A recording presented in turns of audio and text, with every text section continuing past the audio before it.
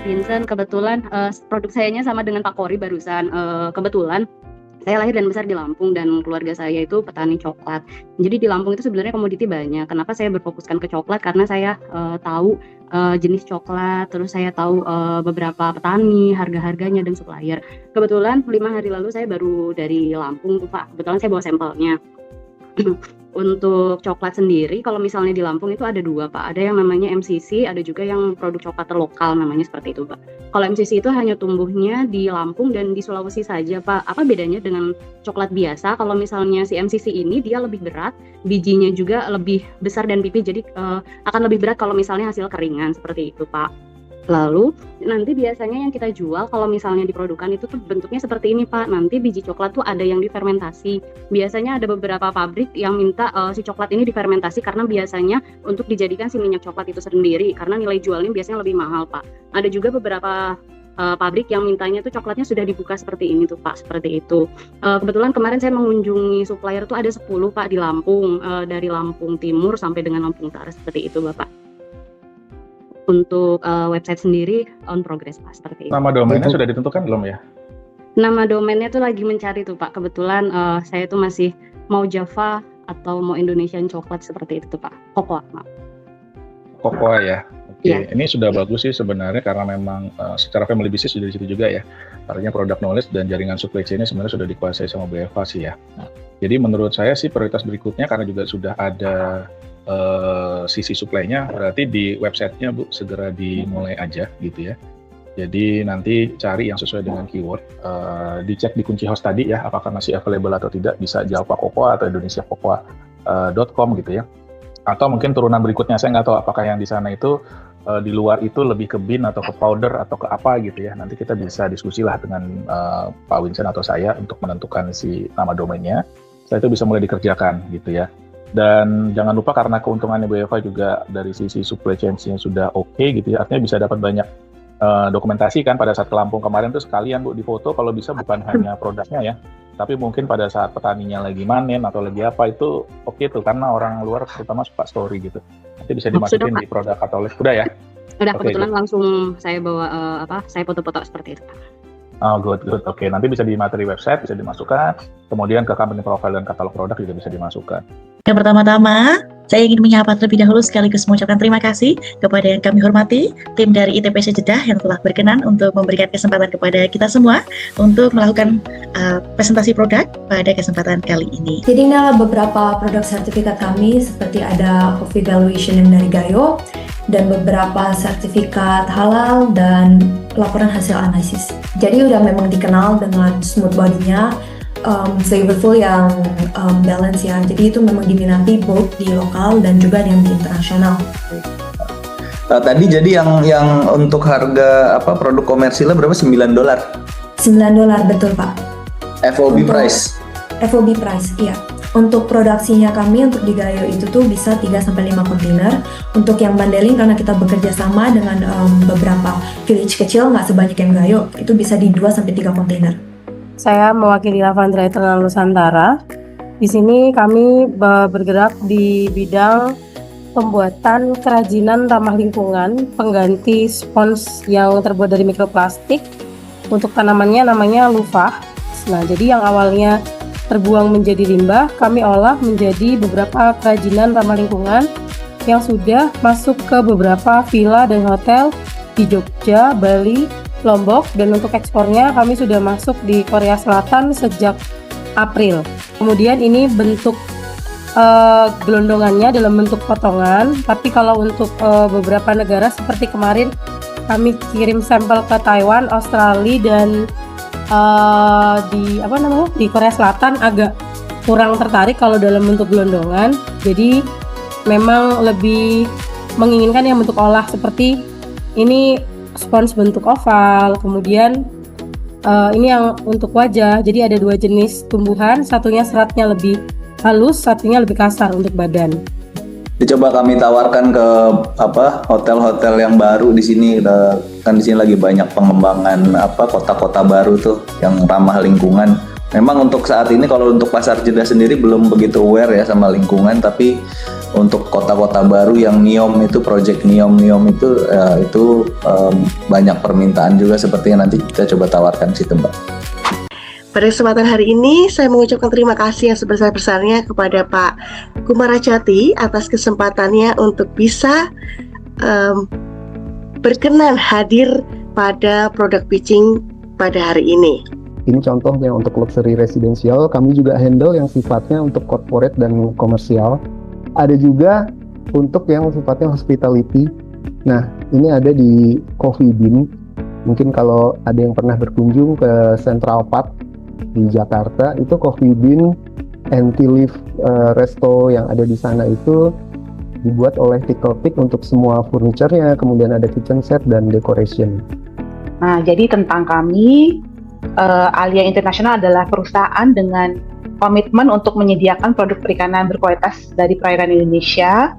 Kami juga berfokus pada penangkapan, pengolahan, dan budidaya ikan tuna, kerapu, cumi-cumi, sotong, kakap, marlin, dan lobster.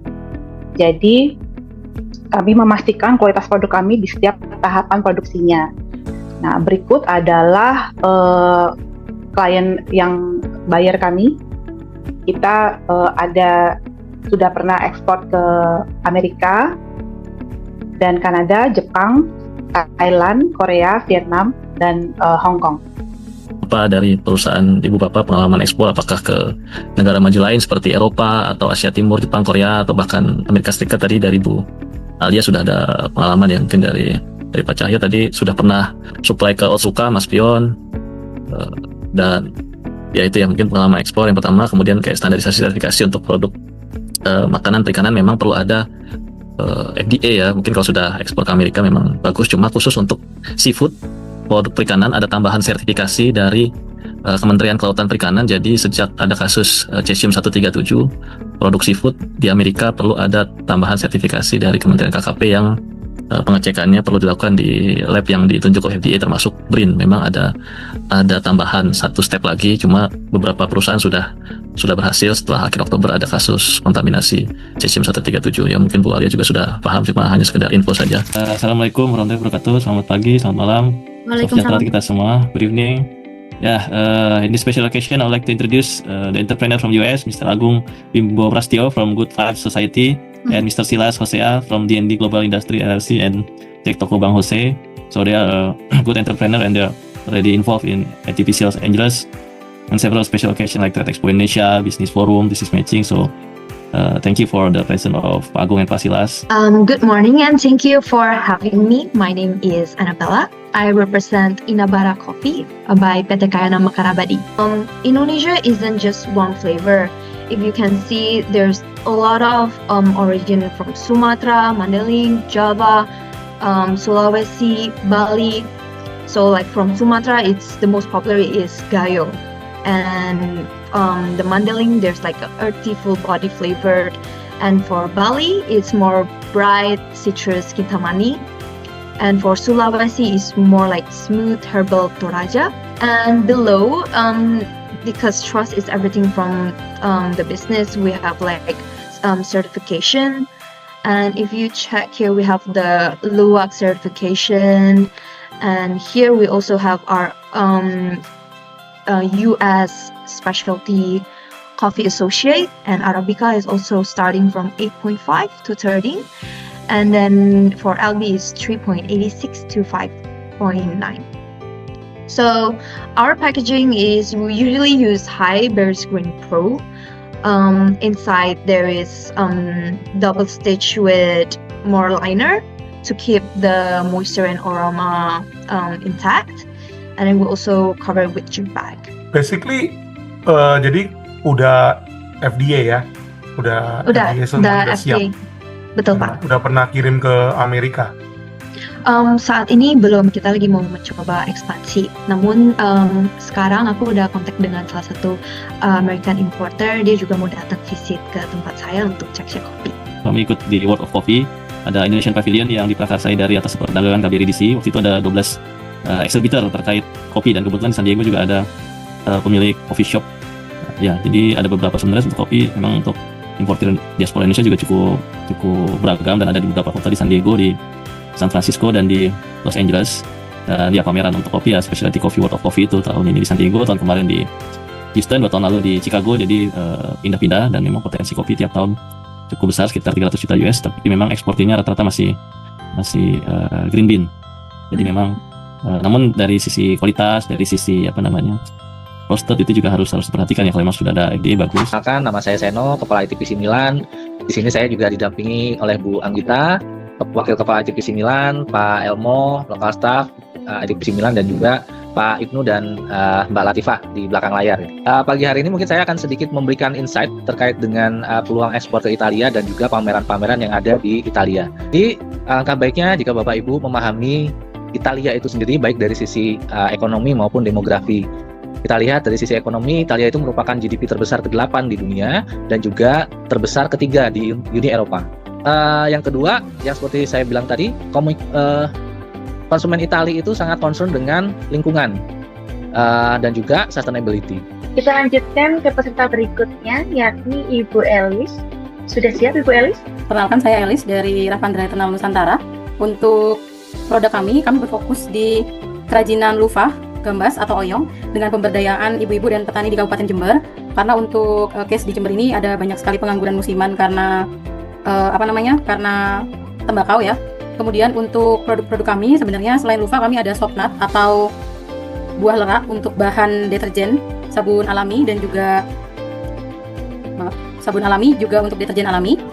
Nah, untuk produk-produk kami bisa dilihat ini untuk kebutuhan mandi dan rumah tangga, amenities hotel juga. Sebenarnya kami sudah pernah kirim ke Italia tapi by Etsy.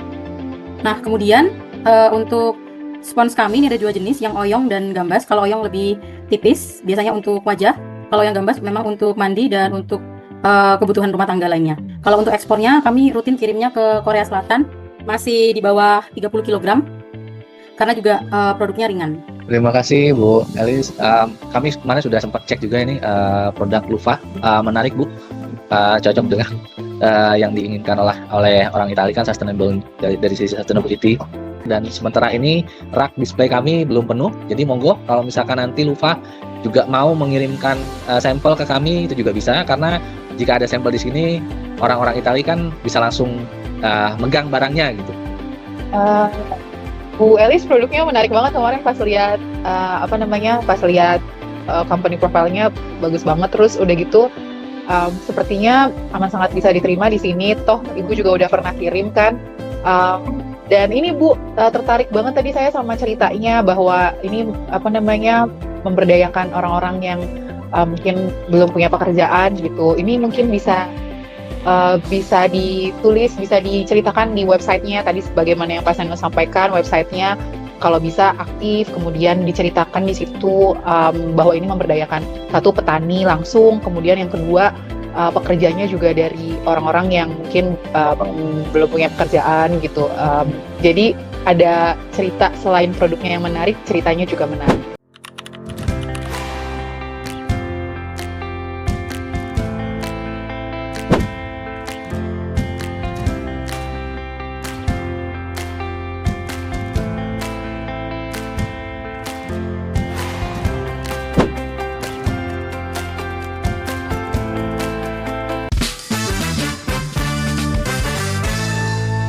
Halo, selamat sore, saya Cahyo Aribowo. Kemudian background saya ya ada usaha untuk percetakan logam yang udah berjalan, tapi saya pengen scale untuk bisnis saya.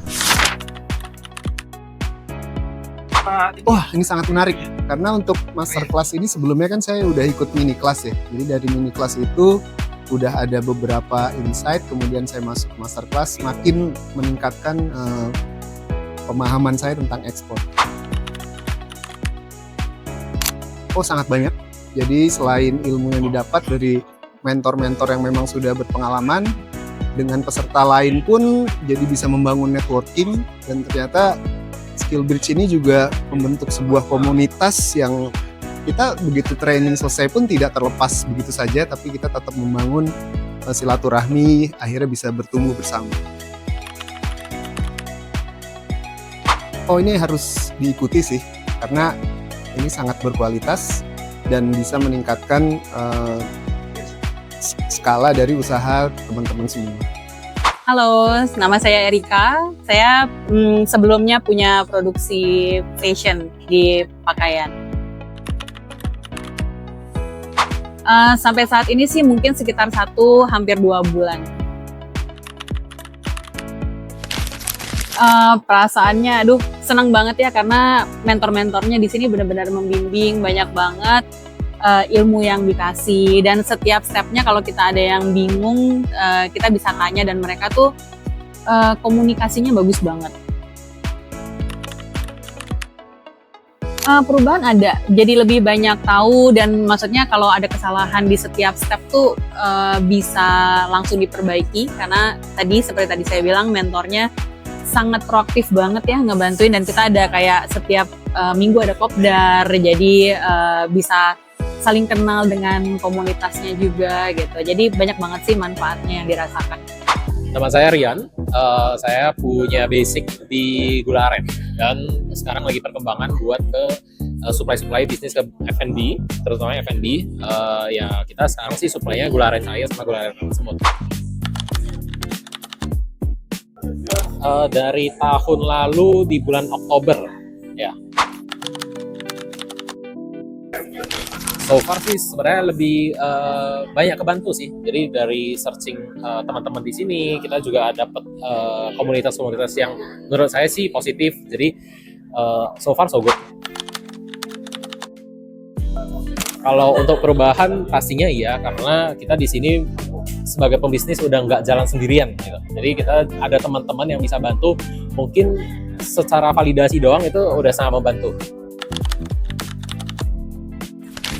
Untuk biaya tambahan nggak ada sama sekali, ya paling kita ada acara kopdar sekali-sekali ya oke, everything's good. Hai, nama saya Widi, saya pengusaha UMKM ekspor catalytic converter untuk daur ulang. Sekitar 1 bulan. Happy karena saat bergabung kita banyak sekali informasi yang isinya daging, gimana caranya mengembangkan, mencari produk yang kita mau ekspor, gimana caranya mengembangkannya di dalam dunia digital, dan gimana bisa mendapatkan istilahnya pecah telur untuk pertama kali. Banyak, satu membuat semangat lebih tinggi, karena kenapa kita bergabung di komunitas yang mempunyai vibes, misi, dan visi yang sama. Itu sangat secara pribadi itu sangat bagus sih. Nggak ada. Kita pun kalau pas coffee meet ya, coffee meet kayak gini, ya kita hanya buy ourselves, tapi yang nggak ada uang tambahan, nggak ada.